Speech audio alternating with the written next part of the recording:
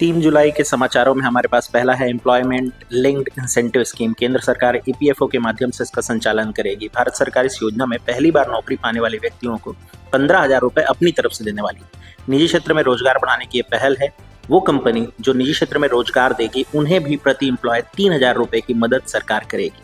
दूसरी न्यूज में है हमारे प्रधानमंत्री नरेंद्र मोदी घाना का सर्वोच्च सम्मान the officer of the order of the star of घाना इनको प्रदान किया गया। इसके साथ पीएम मोदी 24 देशों का सर्वोच्च सम्मान हासिल कर चुके हैं। ये किसी भी देश के राष्ट्र प्रमुख द्वारा हासिल किए गए सम्मानों में सर्वाधिक संख्या है सम्मान की यदि देखा जाए तो। तीसरी न्यूज में है अनिल मेनन भारतीय मूल के अंतरिक्ष यात्री हैं। जून 2026 में रूस के सोयूज MS-29 यान से वो अंतरिक्ष की यात्रा करेंगे। शुभांशु शुक्ला हाल ही में गए थे 2025 में। उसके बाद अब ये बनेंगे 1 साल के भीतर ही दूसरे भारतीय जो अंतरिक्ष यात्रा पर जाएंगे। यहाँ भूलना नहीं कि पहले कैप्टन राकेश शर्मा थे। अगली न्यूज में है कीरू पनबिजली परियोजना कहाँ बनेगी? किश्तवाड़ा जम्मू कश्मीर।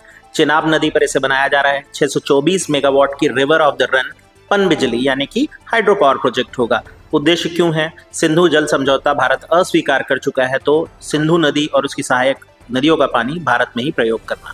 संसद का मानसून सत्र 21 जुलाई से 21 अगस्त पूरे 1 महीने चलने वाला है साल 2025 में। परमाणु ऊर्जा क्षेत्र में निजी क्षेत्र के प्रवेश को लेकर के एक विधेयक है वो आने वाला है और उस पर चर्चा की जाएगी।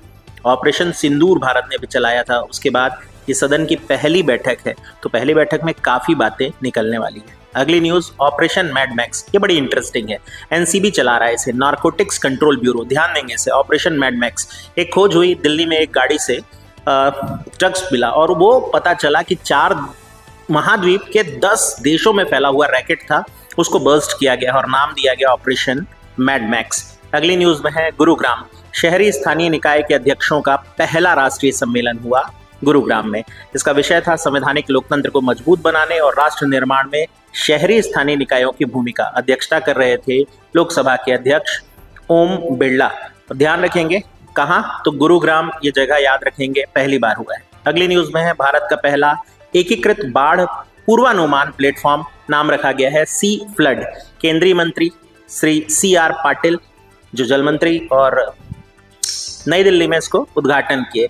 लॉन्च करते हुए उन्होंने बताया कि 2 दिन पहले ही ये बाढ़ की पूर्व सूचना दे सकेगा। अर्ली वार्निंग सिस्टम है। राष्ट्रीय खेल नीति 2025 को मंजूरी दे दी गई है। 2001 के बाद भारत ने कोई नई खेल नीति लाई है। भारत में दीर्घकालिक खेलों की सफलता को मजबूत बनाने के लिए पारिस्थितिकी तंत्र एक डेवलप करने का उद्देश्य है।